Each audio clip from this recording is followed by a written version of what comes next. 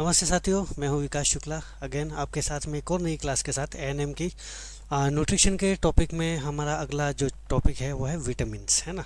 इससे पहले हमने कार्बोहाइड्रेट के बारे में पढ़ा था, फैट के बारे में पढ़ा था, प्रोटीन के बारे में पढ़ा था। और आज हमारा जो एक न्यूट्रिएंट्स जो है विटामिन्स, जिसको हमने पहले ही बताया है, ये माइक्रो न्यूट्रिएंट्स की कैटेगरी में आता है। हमने दो तरीके के न्यूट्रिएंट्स के बारे में पढ़ा था, एक था माइक्रो, एक था मैक्रो। मैक्रो न्यूट्रिएंट्स में हमने कार्बोहाइड्रेट के बारे में पढ़ा, प्रोटीन के बारे में पढ़ा और फैट के बारे में पढ़ा। अब हम बात करते हैं माइक्रो न्यूट्रिएंट्स, ठीक है। तो ये जो सारी कैटेगरीज अब हम जो पढ़ने जाएंगे वो माइक्रो न्यूट्रिएंट्स की कैटेगरी में आएंगे। तो माइक्रो न्यूट्रिएंट्स इट मीन्स जिनको हमारे शरीर के कंजप्शंस में बहुत कम मात्रा में आवश्यकता होती है, लेकिन इसकी आवश्यकता ज़रूर होती है, क्योंकि अगर इनकी कमी रहती है तो बहुत सारी अलग अलग बीमारियों का सामना हमको करना पड़ सकता है और अधिकता से भी इसकी बीमारियां जो हैं वो हो सकती है। तो हम वन बाय वन देखते हैं। विटामिन्स भी कार्बन, हाइड्रोजन, ऑक्सीजन, नाइट्रोजन, गंधक, है ना। तो ये भी हमारे चार तत्व कार्बन, हाइड्रोजन, ऑक्सीजन, नाइट्रोजन और गंधक आदि तत्वों से बने सक्रिय एवं जटिल कार्बनिक यौगिक होते हैं। तो ये भी एक एक्टिव, जिसके अंदर कार्बन भी है, हाइड्रोजन भी है, ऑक्सीजन भी है, नाइट्रोजन भी है और गंधक भी है। तो ये भी भाई एक कॉम्प्लेक्स ऑर्गेनिक जो कंपोनेंट होते हैं, मटेरियल होते हैं, उनसे बने हुए होते हैं, जो शरीर के अच्छे स्वास्थ्य को बनाए रखने एवं सामान्य कार्यों के लिए बहुत ही सूक्ष्म मात्राओं में आवश्यक होते हैं। तो भाई हमने लास्ट टाइम जो देखा था प्रोटीन, कार्बोहाइड्रेट, है ना, उनको ग्राम में हम लेते हैं, ठीक है। उनको हम किस में ले रहे थे? ग्राम में। इनको हमें मिलीग्राम में या माइक्रोग्राम में हमें इसका डेली जो कंजप्शन है वो लेना पड़ेगा। तो इसलिए यहाँ पर कहा गया है कि यह सूक्ष्म मात्राओं में आवश्यक होती है। यद्यपि इनसे शक्ति, एनर्जी नहीं मिलती है, लेकिन ये हमारे शरीर का मतलब विटामिन्स अगर हम बात करें तो यह एक तरीके के प्रोटेक्टिव फूड्स में आते हैं, जो हमारे शरीर को सुरक्षा प्रदान करने का काम करते हैं। साथ में ये शरीर का निर्माण भी करते हैं, लेकिन इनकी कमी से विशिष्ट न्यूनता, डेफिशिएंसी डिजीज जो है वो उत्पन्न होते हैं, ठीक है। तो ये हो गया विटामिन का इंट्रोडक्शन। अब हम बात करते हैं टाइप्स ऑफ विटामिन कि विटामिन को दो मुख्य भागों में यहाँ पर विभाजित किया गया है। पहला है फैट सोल्यूबल, जो वसा में घुलनशील होते हैं, फैट में घुलनशील होते हैं, जो कि है ADE के। हमने लास्ट में वसा में देखा था इसके बारे में। और दूसरा जो है वो है जल में, जो जल में घुलनशील हो जाते हैं, उसको हम कहते हैं वाटर सोल्यूबल, जिस जो है BNC। तो इस तरीके से विटामिन जो है टोटल पांच कंपोनेंट से मिलकर बनता है। कार्बन, हाइड्रोजन, ऑक्सीजन, नाइट्रोजन, गंधक, है ना। ये सक्रिय हैं, जटिल कार्बनिक यौगिक से मिलकर बनते हैं, जो हमारे अच्छे स्वास्थ्य को मेंटेन करते हैं। शरीर के लिए एज ए प्रोटेक्टिव फूड के रूप में इसको हम यूज़ करते हैं। अब हम बात करते हैं इसके फैट सोल्यूबल विटामिन का पहला टाइप, जिसका नाम है विटामिन ए।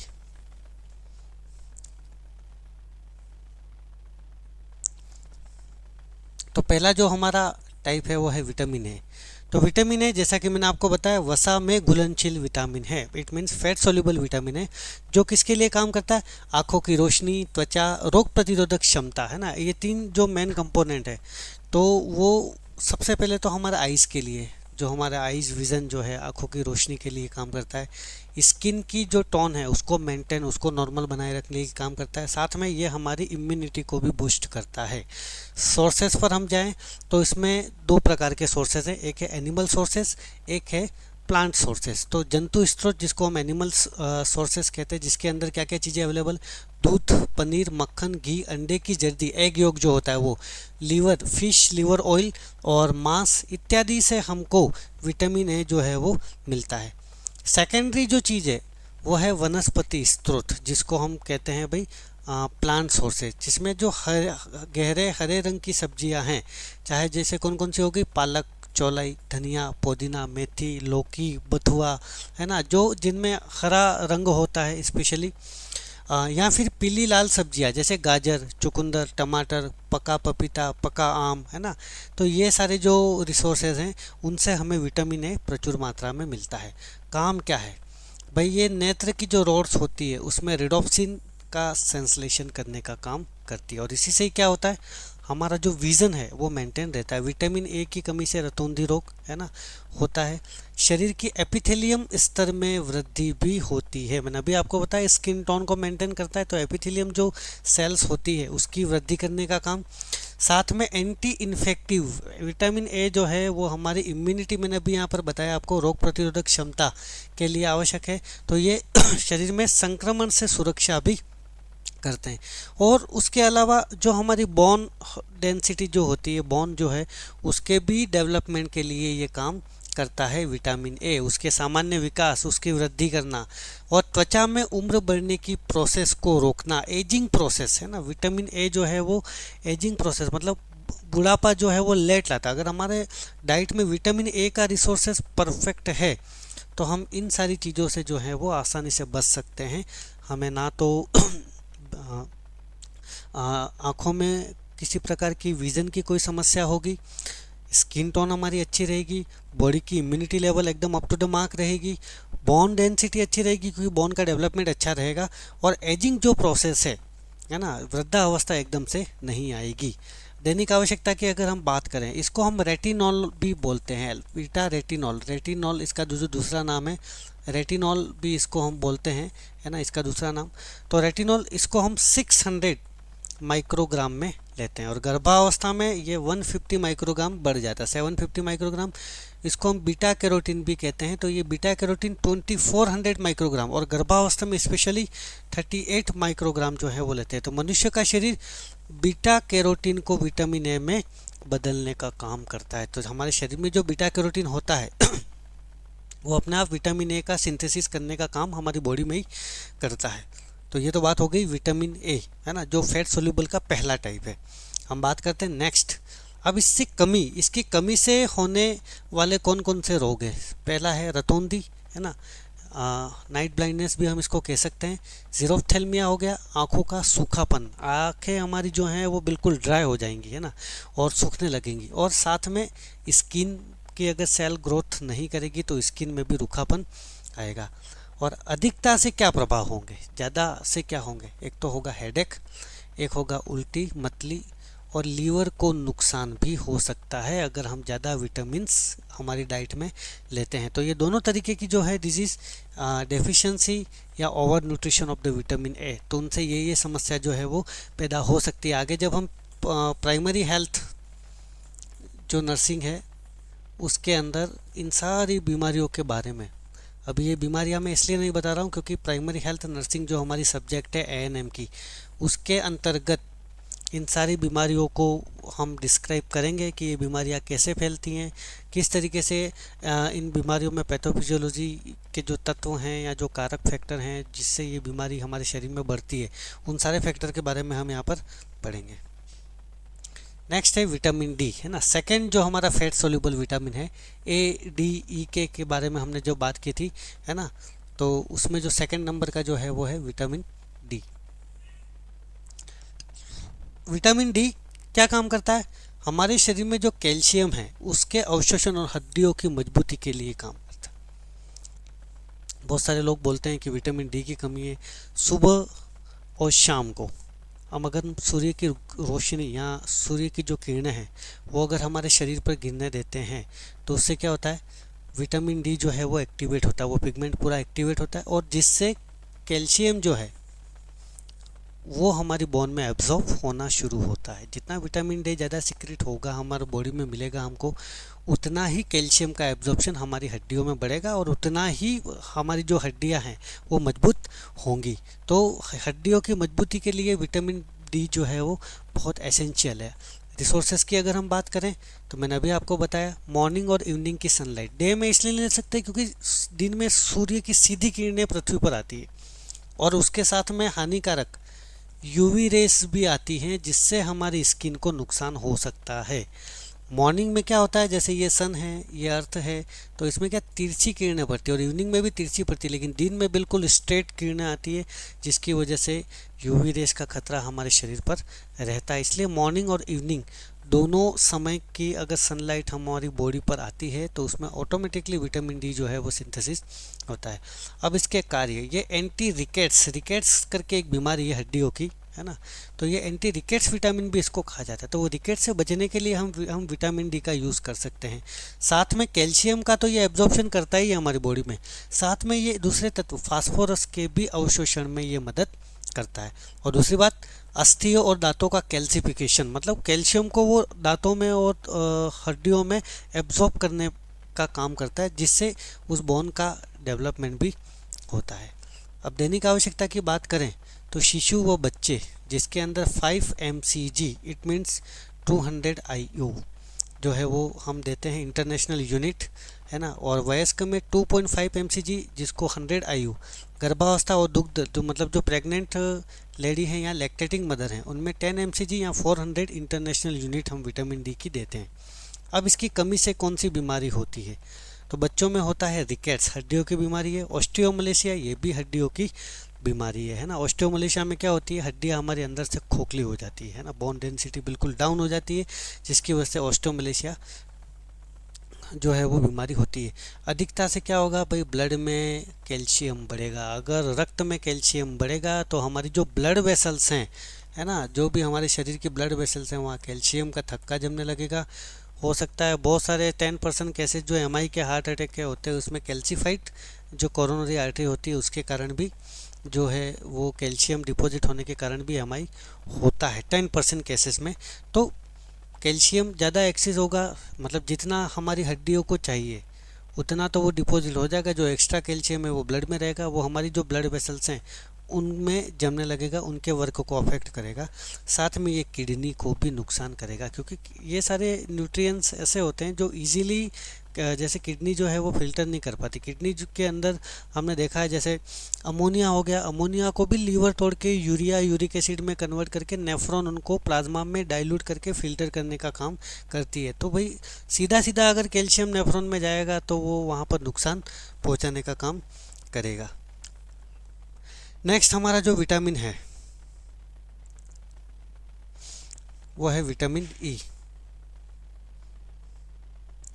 विटामिन ई, तो विटामिन ई को हम एज एंटीऑक्सीडेंट, जो कोशिकाओं को नुकसान, एंटीऑक्सीडेंट के रूप में, मतलब ऑक्सीजन जो है वो वहाँ पर सफिशिएंट रूप से मिलती है विटामिन ई के अंदर। ADE ये भी हमारा कौन सा है, फैट सोल्यूबल विटामिन है, फैट सोल्यूबल विटामिन का ही पार्ट है जो वसा में घुलनशील है ना। और कोशिकाओं को नुकसान होने से बचाने का काम भी ये करता है। स्रोत की अगर हम बात कर लें, वेजिटेबल ऑयल हो गया, जो अंकुरित बीज होते हैं, ग्रेन्स होती है, दालें वगैरह होती है जैसे मूंग वगैरह हो गया, वहाँ से मिलता है। फिश के लीवर ऑयल से मिलता है, अंडे की जर्जी, एग योक, सूअर की चर्बी, या फिर गहरी हरी पत्तेदार जो सब्जियां हैं वो, या फिर फलियों वाली जो सब लेग्यूमिनस जो प्लांट है वो, सूरजमुखी के बीज हो गया, सोयाबीन का तेल, दूध, मक्खन, इन सारी चीज़ों से हमें विटामिन ई की आपूर्ति होती है। अब इसके कार्य क्या है भाई, ये एंटी स्टेरिलिटी विटामिन भी इसको कहा जाता है। इसका दूसरा जो नाम है वो है एंटी स्टेरिलिटी, मतलब बंध्यता रोधी, मतलब नपुंसकता मेल और फीमेल दोनों में इस विटामिन के कारण डेवलप्ड नहीं होती है ना। स्टेरिलिटी मतलब बंध्यता, तो एंटी स्टेरिलिटी मतलब विटामिन ई उस बंध्यता को या नपुंसकता को, चाहे वो मेल में हो चाहे वो फीमेल में हो, उसको रोकने का काम भी करता है। नेक्स्ट, प्रेगनेंसी में के दौरान विटामिन ए की सफिशिएंसी अगर हो किसी महिला में तो एबॉर्शन को भी ये रोकने का काम बहुत बार होता है कि 2 महीने की प्रेगनेंसी रुकी है, 3 महीने की प्रेगनेंसी रुकी है, threatened abortion, missed abortion, complete incomplete abortion जो है एबॉर्शन के टाइप में वो हो जाता है, तो एबॉर्शन को भी रोकने का काम विटामिन ई करता है। दूसरी बात, अभी यहाँ पर हमने क्या बताया, कोशिकाओं को नुकसान, मतलब कोशिकाएं तो सारे ऑर्गन की आ गई, तो वहाँ कहीं ना कहीं जो थ्रेटनिंग हो रही है सेल्स के साथ में उसको प्रिवेंट करने का काम विटामिन ई करेगा। नेक्स्ट, टिश्यू एंड सेल्स में होने वाले पॉलीसैचुरेटेड जो वसा के अम्ल हैं उनके ऑक्सीकरण को रोकता है, इसे एंटीऑक्सीडेंट जिसको हम कह रहे हैं। तो उत्तक और कोशिकाओं में जो पॉली अनसेचुरेटेड या वसा अम्लों का जो ऑक्सीकरण, ऑक्सीडेशंस होता है फैट का, उसको रोकने का काम करता है। साथ में आरबीसी को टूटने से बचाने का काम, मतलब आरबीसी के विघटन को भी ये रोकने का काम करता है। एक बार जब रेड बोन मैरो में आरबीसी बनती है तो उसका जो लाइफ स्पैम है वो 120 डेज़ की होती है, तो उससे पहले ये टूट न जाए उसका ध्यान भी विटामिन ए हमारी बॉडी में रखता है। साथ में हमारी जो मसल्स की क्रियाशीलता है ना, मस्कुलर मूवमेंट, जैसे हम चल रहे हैं तो हमारे लगभग थाई से लेकर पैरों तक की सारी मसल्स कोऑर्डिनेट करती है, तो उसकी जो क्रियाशीलता है, कॉन्ट्रैक्शन रिलैक्सेशन का ये जो काम होता है ये मिनरल एक्टिविटी के द्वारा होता है, तो उसकी जो क्रियाशीलता है, उसकी जो एक्टिविटी जो है वो भी विटामिन ई जो है वो बनाए रखने का काम करता है। साथ में यह वेसोडाइलेटर होती है, मतलब एंजाइना पेक्टोरिस बर्गर डिजीज़ में उपयोग आता है। तो वेसल्स को ये क्या करता है, डायलेट करने का काम करता है। तो एंजाइना पेक्टोरिस में क्या होता है, हार्ट की जो मसल्स होती है, ठीक है, उसके अंदर ऑक्सीजन की कमी हो जाती है ना। वो कमी किस वजह से होती है, कोरोनरी आर्टरी सीएडी वगैरह उसके साथ में एसोसिएटेड फैक्टर हो सकते हैं जिसमें कोरोनरी आर्टरी में ब्लॉकेज पैदा हो जाता है ना। वेसल्स यहाँ फिर डायलेट हो जाती है, जैसे ये नॉर्मल ब्लड वेसल्स है, यहाँ से ये डायलेट हो गई तो ब्लड वॉल्यूम उतना हार्ट को कम मिलेगा, ऑक्सीजन सप्लाई कम मिलेगा, जिससे एंजाइना पेक्टोरिस हो सकता है।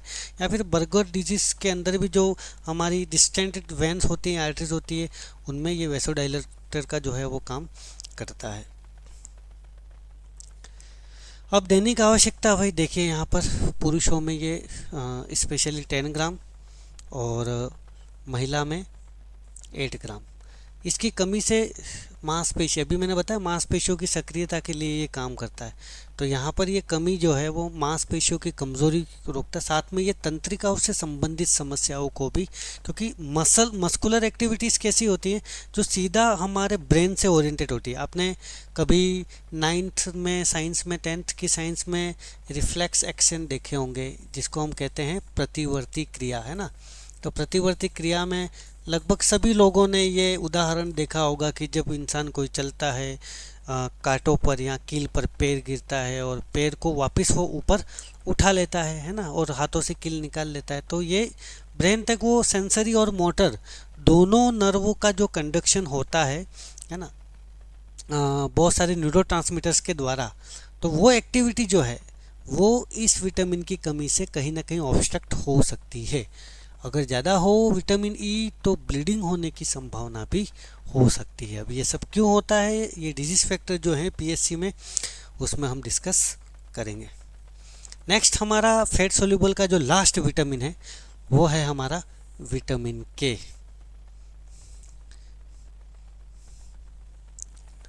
विटामिन के, तो भाई विटामिन के नॉर्मली इसको ब्लड क्लॉटिंग फैक्टर के रूप में, एजेंट के रूप में भी जाना जाता है। तो विटामिन के ब्लड को क्लॉट करना, रक्त के थक्के बनाने में हमारी महत्वपूर्ण भूमिका निभाता है। अब इसके अंदर भी जो रिसोर्सेस हैं वो वनस्पति भोज्य पदार्थ जैसे पालक, लहसुन, घास, पत्ता गोभी, टमाटर, सोयाबीन, गेहूं की भूसी, अंकुरित गेहूं, दूध गाय का, अंडे, मछलियाँ, यकृत, मांस, इनसे हमें विटामिन के जो है वो मिलता है। कार्य की अगर हम बात करें तो इसे हम एंटी हेमरेजेनिक या हेमरेजिक या रक्त स्त्राव रोधक भी इसको कहते हैं। क्यों? क्योंकि ये रक्त का थक्का बनाने में हेल्प करता है, मतलब ब्लीडिंग हो रही है। और आजकल आपको पता है एट बर्थ जब कोई बच्चा जन्म लेता है तो विटामिन के का इंजेक्शन जो है वो उस बच्चे को लगता है, ताकि बच्चे में अगर कहीं इंटरनल, एक्सटर्नल या अम्लाइकल कोर्स में ब्लीडिंग वगैरह हो रही है तो विटामिन के तुरंत उसको कंट्रोल कर लेता है। अब दैनिक आवश्यकता इसकी 0.03 मिलीग्राम, मतलब बहुत सूक्ष्म मात्रा में ये हमारी बॉडी के लिए ज़रूरी है, पर ये है तो बहुत ज़रूरी है ना। और कमी से होने वाले में ज़्यादा अगर ये विटामिन के ले लिया तो ब्लीडिंग भी हो सकती है। और अधिकता से होने वाले प्रभाव, रक्त पतला करने वाली दवाओं में समस्या भी हो सकती है। बहुत बार ये होता है कि भाई बहुत सारे लोग जिनका खून गाढ़ा होता है या फिर एंटी हाइपरटेंसिव ड्रग्स लेते हैं, डेप्लेट वगैरह जो टैबलेट्स वगैरह आती हैं, तो उसमें वो रक्त पतला करने की दवाइयाँ लेते हैं। तो अगर वो दवाइयाँ चल रही हैं तो भी ये समस्या, अधिकता विटामिन के अगर अधिक होगा तो उस पर्सन को समस्या पैदा हो सकती है। तो ये तो हुआ vitamin A, vitamin D, vitamin E और विटामिन के, जो कि क्या है, फैट सोल्यूबल विटामिन की कैटेगरीज में आते हैं। अब हम बात करते हैं vitamin B and vitamin C. ठीक है, इनको हम जो हैं क्या कहते हैं, water soluble, water soluble vitamin, it means जल में घुलनशील,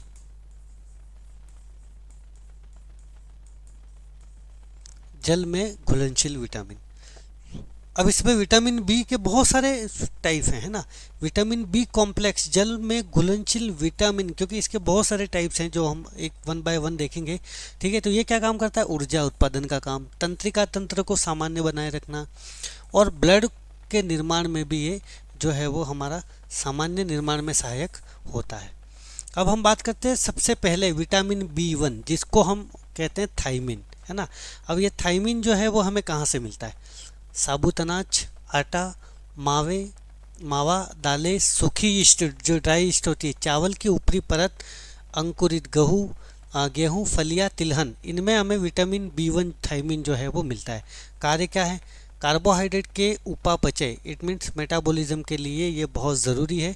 साथ में जो नर्व होती है, तंत्रिकाएँ होती है, उनको भी ये हेल्दी बनाए रखने का काम करता है। दैनिक आवश्यकता की अगर हम बात करें तो 0.5 mg पर 1000 किलो कैलोरी, मतलब 1000 किलो कैलोरी में हमें इस B1 की जो मात्रा है वो कितनी रखनी है, 0.5 मिलीग्राम। मतलब अगर हमारी डेली रिक्वायरमेंट जो कैलोरिक रिक्वायरमेंट है ना, एक सैनिटरी वर्कर जो होता है वो अप्रोक्सीमेटली 2000 से 2200 किलो कैलोरी कंज्यूम करता है ना। इसके बारे में भी हम पढ़ेंगे कि भाई डाइट प्लानिंग में हम अपनी डाइट को किस तरीके से मेंटेन कर सकते हैं, पेशेंट की डाइट को किस प्रकार से मेंटेन कर सकते हैं। तो इसके अंदर जो हम देखते हैं कि भाई मान लो कि कोई इंसान जो है वो 2000 किलो कैलोरी डेली का कंजप्शन कर रहा है, और विटामिन B1 जो है वो हमें देखा है 1000 किलो कैलोरी पर 0.5 मिलीग्राम हमें लेना है। तो इसका जस्ट हम डबल कर देंगे 2000 पर, तो ये हो जाएगा 1 मिलीग्राम पर 1000 किलो, तो ये हो जाएगा 1 मिलीग्राम, है ना, पर 2000 पर। तो अगर कोई व्यक्ति जो है वो 2200 ले रहा है तो हम जस्ट उसको बढ़ा देंगे, 1.2 कर देंगे मिलीग्राम। तो उस हिसाब से जो है वो इस विटामिन B1 को हमें डेली कंज्यूम इन रिसोर्सेज के द्वारा करना होता है। अब इसकी कमी से जो मेन बीमारी होती है वो है बेरी रोग, है ना। अब इस रोगों के बारे में भी हम आगे पढ़ेंगे PSC के अंदर कि भाई बेरी रोग होता क्या है ना। अधिकता अगर हो जाए तो ये हमारे लिए कोई खतरे का निशान नहीं है, ठीक है। नेक्स्ट है विटामिन B2, जिसका दूसरा जो नाम है वो है राइबोफ्लेविन। क्या नाम है इसका, राइबोफ्लेविन।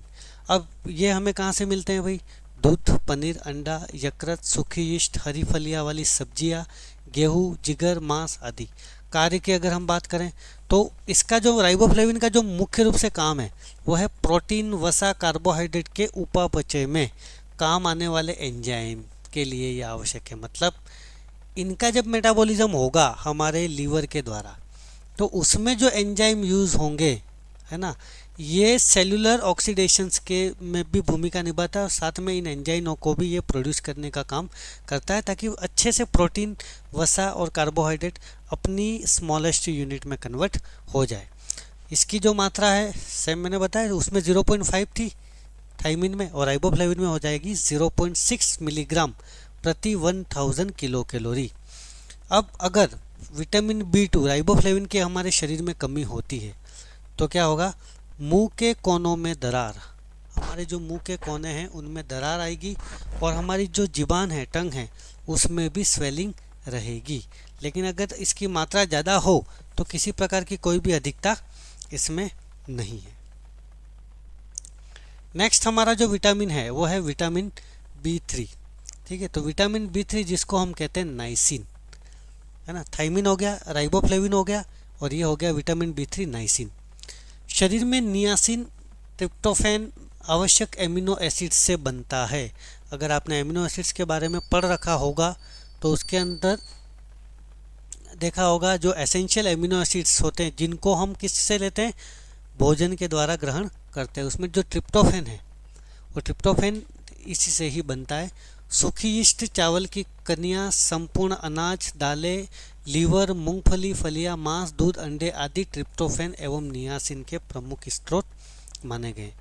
अब कार्यों की अगर हम बात करें तो कार्यों में क्या क्या है, त्वचा, आंत एवं तंत्रिका तंत्र के सामान्य कार्य के लिए ये आवश्यक है। दूसरी बात, प्रोटीन, वसा एवं कार्बोहाइड्रेट के उपापचय के लिए भी बहुत ज़रूरी है। अभी हमने देखा कि भाई प्रोटीन, वसा और कार्बोहाइड्रेट, इनके मेटाबॉलिज्म के लिए भी नियासिन या नाइसिन या विटामिन B3, इन तीनों की रिक्वायरमेंट जो है वो बहुत ज़रूरी होती है। इसकी जो डेली रिक्वायरमेंट है वो है 6.6 मिलीग्राम पर 1000 किलो कैलोरी। तो मैंने यही बता, जो सैनिटरी वर्कर हैं अगर उनका 2000 कंजप्शन है खाने का किलो कैलोरी के हिसाब से, तो ये हो जाएगा लगभग 13.2 मिलीग्राम, है ना। अगर 2000 किलो कैलोरी की अगर किसी की कंजप्शन है, जो सैनिटरी वर्कर, जो सामान्य काम करते हैं, ज़्यादा ना तो हार्ड वर्कर होता ना बिल्कुल काम नहीं होता, सामान्य कार्य करने वाले व्यक्ति जो 2000 किलो कैलोरी कंज्यूम करते हैं,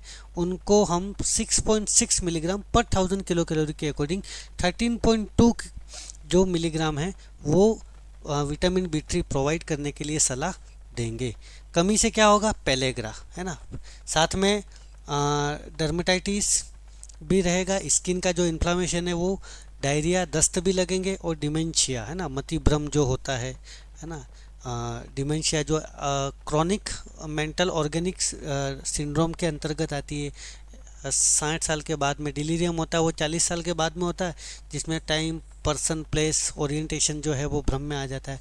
अधिकता से क्या होगा, त्वचा एकदम लाल रहेगी, और लीवर से जुड़ी हुई समस्याओं का भी हमें सामना करना पड़ सकता है। तो ये है हमारा विटामिन B3।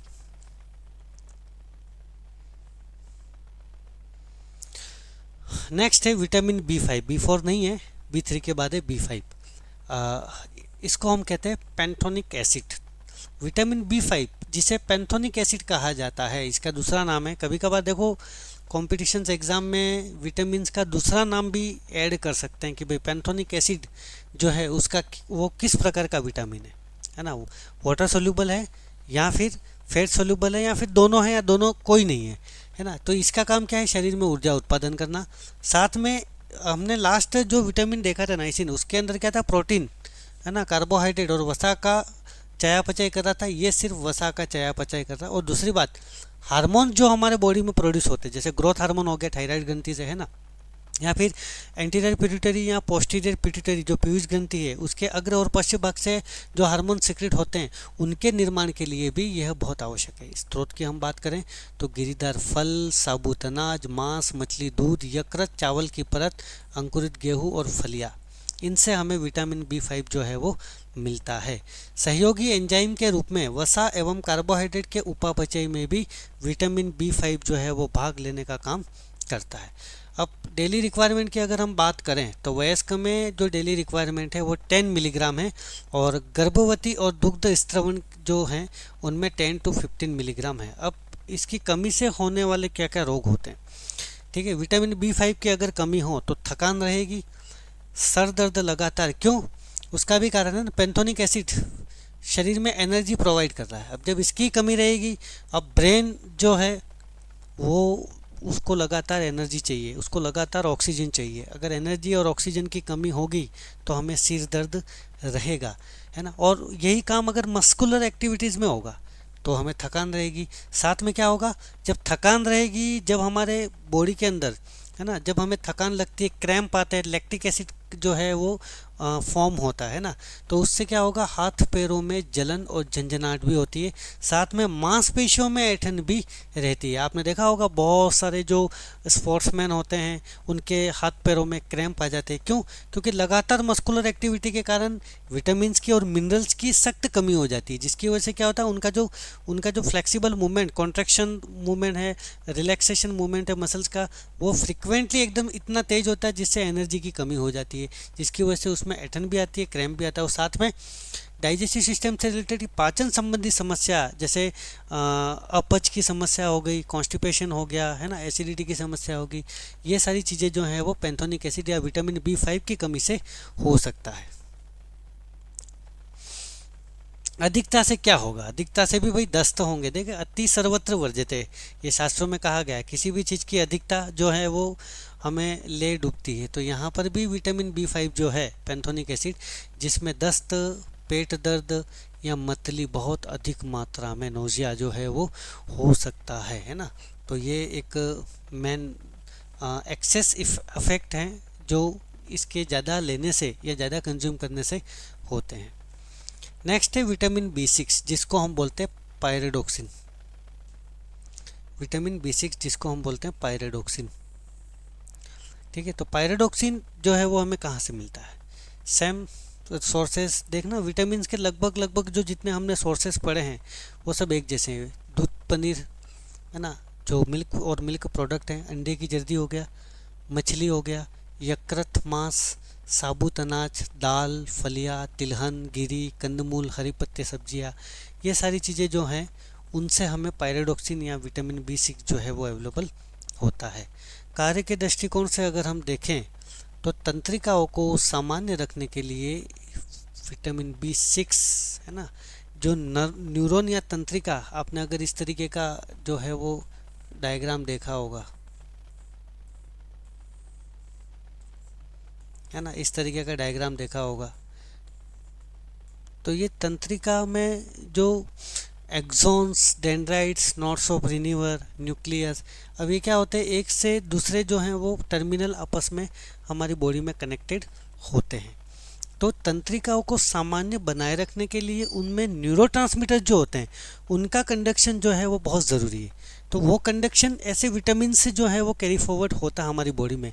जैसे मुझे दर्द हो रहा है, तो दर्द कैसे हो रहा है, कहीं मेरा पैर चुभा या मैंने कोई गर्म पतीला जो है वो पकड़ लिया हो है ना, या फिर मेरा हाथ किसी से रब कर गया हो, तो वो जो पेनफुल सेंसेशन है वो तंत्रिकाओं के सेंसेशन से ही ब्रेन तक जाते हैं, और ब्रेन फिर उस अफेक्टेड पार्ट को ऑर्डर करता है मोटर एक्टिविटी के द्वारा, मोटर न्यूरॉन्स के द्वारा, कि आप भाई जो भी उद्दीपक है जो ये पेन, हीट, दाब, प्रेशर पैदा कर रहा है उसको हटाओ। तो ये सारे जो नॉर्मल जो हमारे तंत्रिका तंत्र के कार्य होते हैं ये विटामिन B6 की कमी से पूरे हो सकते हैं, है ना। विटामिन B6 की कमी को पूरा करना हमें। साथ में प्रोटीन और एमिनो अम्ल के उपापचय, अभी तक हमने प्रोटीन के बारे में एक ही विटामिन के नाइसिन में पढ़ा था, यहाँ पर पायरिडोक्सिन में भी प्रोटीन, और प्रोटीन के साथ में जो एमिनो एसिड्स हैं है ना, उनके मेटाबॉलिज्म के लिए विटामिन B6 बहुत ज़रूरी होता है। दैनिक आवश्यकता 1.25 मिलीग्राम प्रति 100 ग्राम प्रोटीन। अब जैसे हम बात करें कि भाई हमारा वजन तो 50 किलो है ना, कभी कभार क्वेश्चन ऐसे आ सकते हैं कि भाई अगर किसी व्यक्ति का, अप्लाइड क्वेश्चन कैसे आते हैं एएनएम के एग्ज़ाम में, कि मान लो कि भाई कोई सुभाष नाम का व्यक्ति है जिसका वजन 50 किलो है, और डॉक्टर ने अगर उसे विटामिन B6 जो है वो डेली रिक्वायरमेंट के हिसाब से देने के लिए बताया है, तो उसको हम कितना देंगे? तो भाई 100 ग्राम प्रोटीन पर 1.25 मिलीग्राम हमें लेना है। 1.25 मिलीग्राम को आधा कर दो, 0.75 हो गया है ना। तो 0. लगभग 65 to 75 के बीच में जो है वो हम उस 50 किलो के जो व्यक्ति है उसको हम दे सकते हैं। कमी से क्या क्या बीमारियां हो सकती हैं? पायरिडोक्सिन की कमी से एनीमिया हो सकता है, और तंत्रिकाओं से जुड़ी समस्या भी पैदा हो सकती हैं। साथ में अधिकता से तंत्रिकाओं की क्षति भी हो सकती है, जो कि दुर्लभ है, मतलब कहीं लाखों करोड़ों पेशेंट्स के अंदर हमें इसकी अधिकता से हमारा तंत्रिका तंत्र डैमेज हो गया हो या तंत्रिकाओं को कोई नुकसान पहुंचा हो, ये हमें देखने को मिल सकता है, रेयर चांसेस। अब हम बात करते हैं नेक्स्ट विटामिन की, वाटर सोल्यूबल विटामिन बी के नेक्स्ट पार्ट की, विटामिन B9 जिसको हम बोलते हैं फॉलिक एसिड। भारत में मैक्सिमम जो लेडीज़ हैं जो कि प्रेग्नेंट भी होती है, तो उनमें 20 to 40% केसेस ऐसे होते हैं जिनको आयरन और फॉलिक एसिड की कमी, एनीमिया रहता है ना। तो विटामिन B9 की टैबलेट्स वगैरह, आयरन फॉलिक एसिड की दवाइयाँ जो हैं, एएनएम जो ANC चेकअप करती हैं उनको पता है कि 100 डे तक आयरन एंड फॉलिक एसिड की जो टैबलेट है वो उनको प्रोवाइड करते हैं ANC के अंदर, है ना।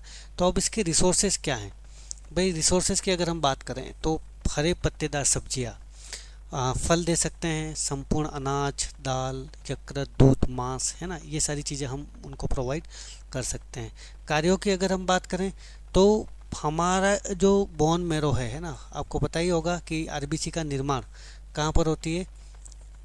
Red bone marrow. और रेड बोन मैरो कहाँ है? हमारी हड्डियों में, है ना।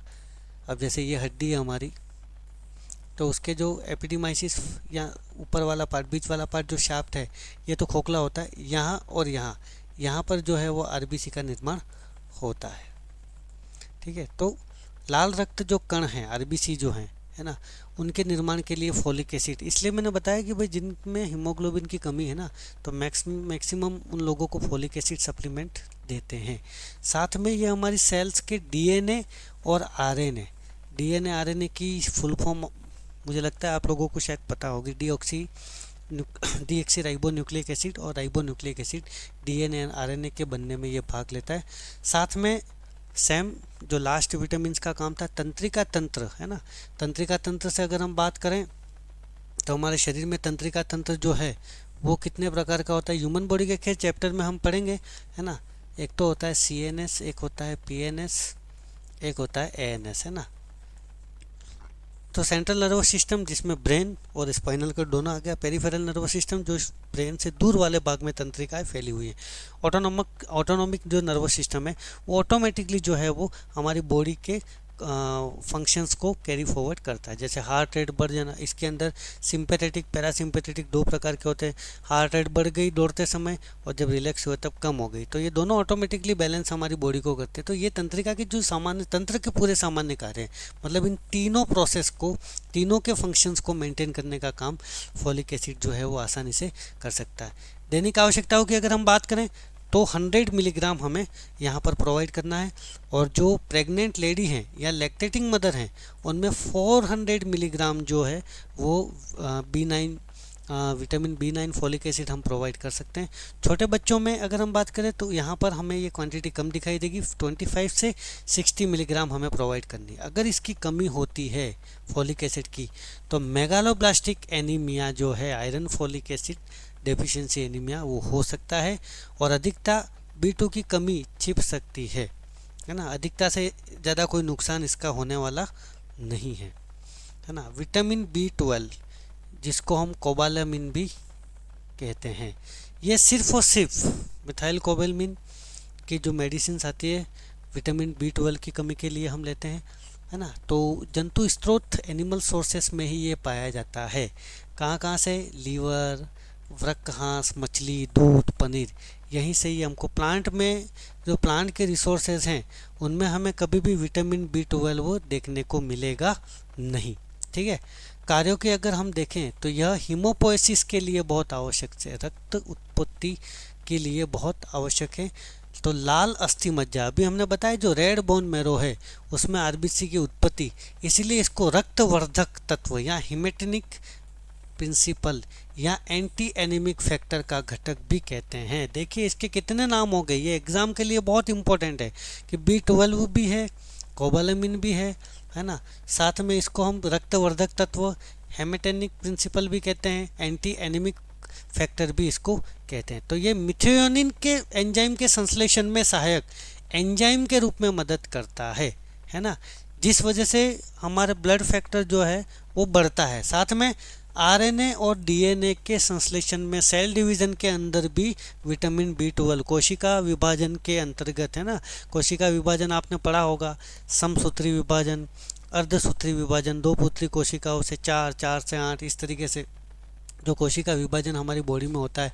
तो कोबालामिन से ये सारी चीज़ें भी होती है। अब इसकी जो डेली रिक्वायरमेंट है, सामान्य वयस्क में 1 mcg, और जो प्रेग्नेंट और लैक्टेटिंग मदर हैं उनमें 1.5 mcg, और शिशु एवं बच्चे में 0 to 2 mcg जो है वो हम डेली रिक्वायरमेंट विटामिन B12 की देते हैं। साथ में कमी से, है ना, अब आपने विटामिन B9 देखा था, उसकी कमी से तो कौन सा था, मेगालोब्लास्टिक। अब इसकी कमी से पर्निशियस एनीमिया, या हमारे शरीर में शून्यता, मतलब टिंगलनेस सेंसेशन बिल्कुल कम रहेंगे उस इंसान में। अधिकता से ज़्यादा कोई असर होने वाला नहीं है, वो व्यक्ति सुरक्षित है अगर विटामिन B12 ज़्यादा है तो। ठीक है, नेक्स्ट कुछ एंजाइम है, वो है कोलिन। ठीक है, कोलिन एक आवश्यक पोषक तत्व है जिसे अक्सर विटामिन B कॉम्प्लेक्स के साथ में, वैसे विटामिन्स के प्रॉपर जो क्लासिफिकेशंस हैं वो तो विटामिन बी के वो यही है B12 तक, लेकिन ये कुछ ऐसे एसोसिएटेड फैक्टर हैं जो विटामिन्स को सपोर्ट करते हैं या उन्हीं की कैटेगरी से शामिल होते हैं। तो कोलिन भी इसी तरीके से एक ऐसा कंपोनेंट है जो विटामिन बी कॉम्प्लेक्स के साथ उसको हमेशा जोड़ा जाता है, जो क्या काम करता है, मस्तिष्क और लीवर मतलब ब्रेन और हमारे लीवर के लिए बहुत आवश्यक होता है। रिसोर्सेस से अगर हम बात करें तो इसमें सब्जियां, फलियां, फल, अनाज, दूध, योस्ट, अंडे की जर्दी, मांस और लीवर है ना, इसमें ये रिसोर्सेस हमको देखने को मिलता है। कार्यों की अगर हम बात करें तो लीवर में फैट को एकत्रित नहीं होने देने का काम, क्योंकि अगर लीवर में लगातार अब फैट बढ़ेगा तो आपने देखा होगा जो लगातार अल्कोहल दारू पीते हैं ना उनको फैटी लीवर की समस्या होती है। ज़्यादा जैसे लीवर सिरोसिस वाले पेशेंट हैं या फिर जिनको पीलिया हो गया है ना, तो उनमें अधिकतर फैटी लीवर की समस्या होती है, या फिर ज़्यादा फैट जो खाने पीने में तली गली चीज़ें ज़्यादा यूज़ करते हैं उनमें फैटी लीवर की शिकायत होती है। तो वो फैटी लीवर किस लिए शिकायत होती है, क्योंकि वो फैट जो है वो लीवर में जमता रहता है। वो जितना लीवर काम करेगा उस फैट को तोड़ेगा उतना वो तोड़ पाएगा पर डे के कंजप्शन के अकॉर्डिंग, लेकिन ज़्यादा कंजप्शन हम ले रहे हैं तो वो हमारे लीवर में इकट्ठा होता जाएगा। साथ में वसीय अम्ल एवं कोलेस्ट्रॉल के ऑक्सीकरण में भी तेजी लाता है, क्योंकि भाई फैटी लीवर होगा तो हमारे जो लिपिड प्रोफाइल है ना, आपने लिपिड प्रोफाइल के बारे में जो है वो पढ़ रखा होगा। तो लिपिड प्रोफाइल में जैसे LDL हो गया, HDL हो गया है ना, ट्राइग्लिसराइड हो गया। आपने अगर लैब की रिपोर्ट पढ़ी होंगी कोलेस्ट्रॉल की तो उसमें ये जो रिपोर्ट्स है ट्राइग्लिसराइड, HDL, LDL है ना, तो ये सारे जो तत्व हैं वो बढ़ेंगे तो उनके वसीय अम्ल जो फैटी एसिड के जो वसीय अम्ल हैं उनके ऑक्सीकरण में ये तेजी लाता है। साथ में मैंने बताया न्यूरोट्रांसमीटर एसिटाइल कोलाइन जो हमारे ब्रेन के अंदर सेंसरी एंड मोटर न्यूरॉन के कंडक्शंस के संश्लेषण में ये सहायक होता है। दैनिक आवश्यकता सामान्य भोजन से इसकी पूर्ति हमारी हो जाती है। और कमी से होने वाले प्रभाव मैंने आपको बताया फैटी लीवर, या फिर इससे क्या होगा हमारे ब्रेन पर, अभी बताया मस्तिष्क पर, तो यह हमारी मेमोरी पर असर डाल सकता है और साथ में यह हमारी मांसपेशियों में भी कमज़ोरी ला सकता है। अधिकता से क्या होगा, बदन में मछली जैसी गंध आएगी। मछली पालन जहाँ होता है वहाँ एक स्पेशल गंध रहती है, जैसे सी कोस्टल एरिया या रिवर के पास में जहाँ मछली पालन होता है वहाँ पर एक अलग तरीके की बदबू आती है, तो उस व्यक्ति के बदन से भी वैसी ही बदबू आएगी। ब्लड प्रेशर लो रहेगा, पसीना जो है वो ज़्यादा आएगा। तो ये किसका था, कोलिन का है ना, जो कि एसोसिएटेड फैक्टर्स के रूप में विटामिन बी कॉम्प्लेक्स के साथ ही इसको जोड़ा गया है। उसके बाद है इनसोल्टोल। तो इनोसोल्टोल की अगर हम बात करें तो यह भी एक विटामिन सदस्य पदार्थ है जो क्या करता है, कोशिका झिल्ली, सेल मेम्ब्रेन, मस्तिष्क, यकृत के कार्य में मतलब सेल मेम्ब्रेन को बनाने का काम, उसके अंदर के जो कोशिकांग हैं उनको प्रोटेक्शन देने का काम, ब्रेन हो गया और लीवर हो गया, उनके जो मेन फंक्शन हैं उसमें इनसिटोल जो है वो अपना इम्पोर्टेंट रोल प्ले करता है। अब ये हमें कहाँ से मिलता है, एक तो हरे पत्तेदार सब्जियां हो गया जिसमें संतरा, नींबू, अंकुरित गेहूँ, यीस्ट, यहाँ से हम इसको प्राप्त कर सकते हैं।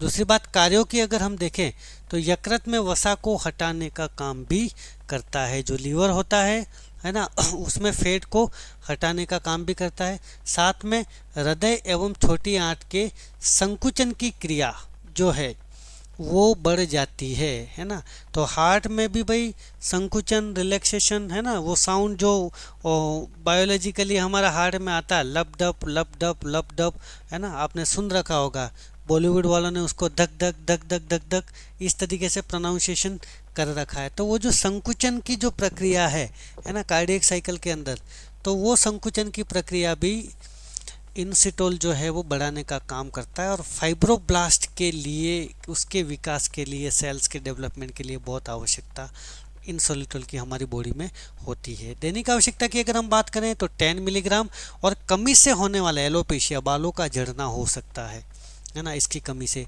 दूसरी बात कॉन्स्टिपेशन लगातार हो सकता है, मानसिक तनाव भी, क्योंकि अभी हमने यहाँ पर बताया था कि भाई ब्रेन के अंदर ये काम कर रहा है, तो ब्रेन के अंदर काम करते समय ये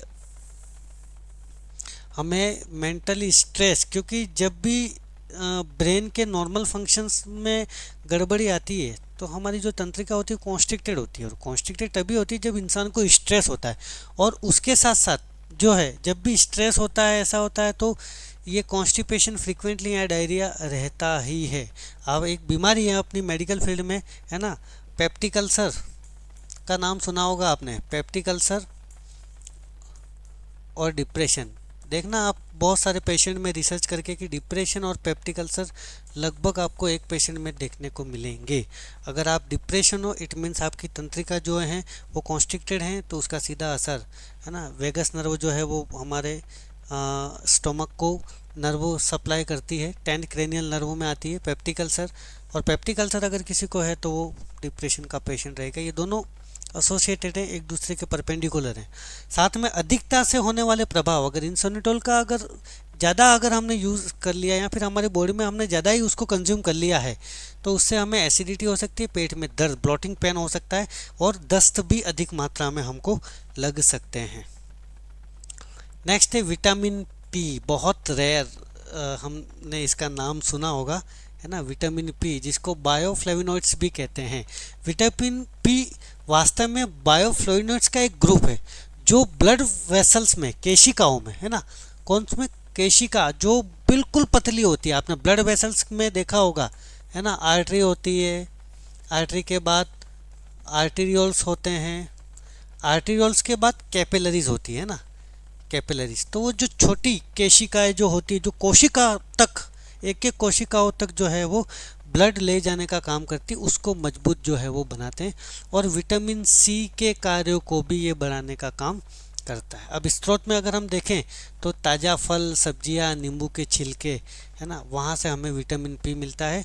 साथ में रक्त कोशिकाओं की परमिएबिलिटी को रोकती है भाई, मतलब उसको परमिएबल बनाने का काम भी करता है, परमिएबिलिटी को भी रोकने का काम, क्योंकि ब्लड सेल्स में जैसे ही प्लाज्मा अंदर जाता है तो उसमें परमिएबिलिटी होती है, मतलब अनवांटेड जो प्रोडक्ट होते हैं वो कैपिलरीज जो हैं वो जाने नहीं देते हैं। साथ में दैनिक आवश्यकता ताज़ा फल सब्जियों से ये पूरी हो जाती है, इसके लिए कुछ स्पेसिफिक हमें डाइट लेने की ज़रूरत नहीं है। कमी से क्या प्रभाव हो सकता है, केशिकाओं से रक्त स्त्राव, मतलब ब्लीडिंग हो सकती है, आसानी से नीला पड़ जाना, जब केशिकाओं में ब्लीडिंग होगी, ऑक्सीजन नहीं जाएगा तो साइनोसिस डेवलप होगा, और कमज़ोरी भी रहेगी, और अधिकता से ज़्यादा कोई प्रभाव नहीं आएगा, हल्का फुल्का पाचन समस्याएं हो सकती हैं। ठीक है, नेक्स्ट है अपना पैरा एमिनो बेंजोनिक एसिड, जिसको हम कहते हैं पाबा। तो ये क्वेश्चन आ सकता है कि what is the full form of PABA, para amino benzoic acid. तो ये भी विटामिन बी कॉम्प्लेक्स जैसा ही पदार्थ है जो त्वचा, बालों, फोलिक एसिड के निर्माण में ये काम करता है। अब स्रोत देखें तो साबुत अनाज, खमीर, मूंगफली, अंडा और दूध से हमको मिलते हैं। अब पाबा का मेन काम क्या है, अभी मैंने आपको बताया कि विटामिन डी सनलाइट से हमें लेना चाहिए, तो दिन में जब हम धूप में काम कर रहे होते हैं तो सूर्य की जो पराबैंगनी किरण हमारे शरीर पर आती है उसके जो हानिकारक इफेक्ट हैं, है ना, आंखों से बचने के लिए तो हम यूवी रेज वाले जो स्पेक्ट्रल्स हैं या गोगल्स हैं वो लगा लेते हैं, लेकिन बॉडी के लिए क्या करें, अब बहुत सारे ब्यूटी प्रोडक्ट्स में भी देखा होगा पाबा इंक्लूडेड, है ना, बहुत सारे जो अलग अलग प्रोडक्ट होते हैं उसके अंदर ये पाबा का नाम आपने सुना होगा। तो ये क्या करते हैं, यूवी रेस प्रोटेक्शन, सनस्क्रीन वगैरह हम जो लगाते हैं, या समय पूर्व बाल सफ़ेद होने से भी पाबा से इंसुलिन की प्रतिक्रिया में वृद्धि होती है। मतलब बहुत लोग जो हैं जिनके समय पूर्व सफ़ेद बाल आ जाते हैं तो उनमें पाबा की कमी है। सामान्य भोजन से पाबा की पूर्ति हो सकती है और होती ही है ना। अगर ये कम हो तो बालों का समय से पहले सफ़ेद होना, या स्किन की समस्या होना, या फिर थकान होना, और अधिकता से नोजिया, वोमिटिंग या उल्टी मतली हो सकता है, या फिर ज़्यादा से ज़्यादा लीवर पर भी इसका ज़्यादा असर, क्योंकि इसका जो मेटाबॉलिज्म है वो लीवर लिमिटेड अफेक्ट के साथ करती है। ज़्यादा अगर लीवर पर प्रेशर आएगा, क्योंकि लीवर को और भी बहुत सारे फंक्शन देखने होते हैं, इसलिए लीवर पर ये असर डाल सकता है अगर ज़्यादा मात्रा में अगर हमने इसको कंज्यूम कर रखा है तो। अब हम हमारे वाटर सोल्यूबल के नेक्स्ट सेकंड टाइप पर आते हैं जिसका नाम है विटामिन सी। तो विटामिन सी की अगर हम बात करें तो विटामिन सी एक जल में घुलनशील वाटर सोल्यूबल विटामिन है जो शरीर में रोग प्रतिरोधक क्षमता बढ़ाने के काम में आता है। खट्टे फ्रूट्स जितने भी हैं they all are the rich in sources of the vitamin C. अधिकतर लड़कियों को ये खट्टे जो फ्रूट्स वगैरह हैं वो बहुत अच्छे लगते हैं, जैसे आंवला, अमरूद, नींबू, संतरा, पाइनएप्पल, आम, टमाटर, या फिर हरे पत्तेदार सब्जियां जैसे पालक, चौलाई, गोभी, धनिया, या फिर जड़ की सब्जियां जैसे मूल, शलजम, कंदमूल में पालू, प्याज, अंकुरित दाल, माँ का दूध, इनमें जो है वो विटामिन सी मिलता है। अब कार्य क्या है भाई? रक्तवाहिनियाँ, दांत, हड्डियों में कोलेजन और इंट्रासेल्युलर सीमेंट के लिए बहुत ज़रूरी होता है। दांतों में जैसे विटामिन सी की कमी होती है, तो वैसे स्कर्वी नामक जो बीमारी है वो इससे होती है।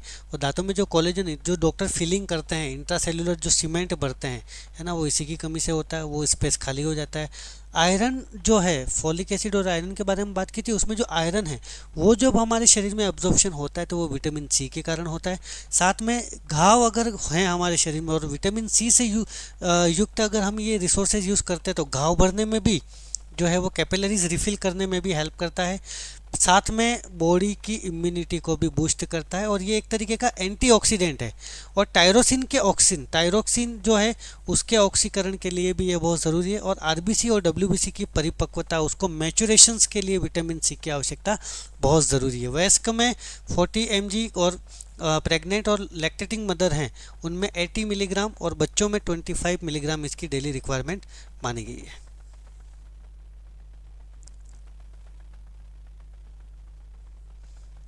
अब इसकी कमी से होने वाले रोग जो हैं वो क्या क्या हैं, मैंने बताया है ना। स्कर्वी होगा, साथ में मसूड़ों से खून भी आ सकते हैं और अधिकता से एसिडिटी और किडनी स्टोन भी पैदा हो सकते हैं। तो दोस्तों आज हमने विटामिन्स की जो क्लास है उसके अंदर हमने फैट सोल्यूबल और वाटर सोल्यूबल, दो प्रकार के फैट सोल्यूबल में ए, डी, ई और के बारे में पढ़ा। और वाटर सोल्यूबल के अंदर हमने विटामिन बी कॉम्प्लेक्स, पूरा जो विटामिन बी कॉम्प्लेक्स है उसके बारे में हमने पढ़ा, B1, B2, B3, B5, है ना, B7, B9 और B12 तक।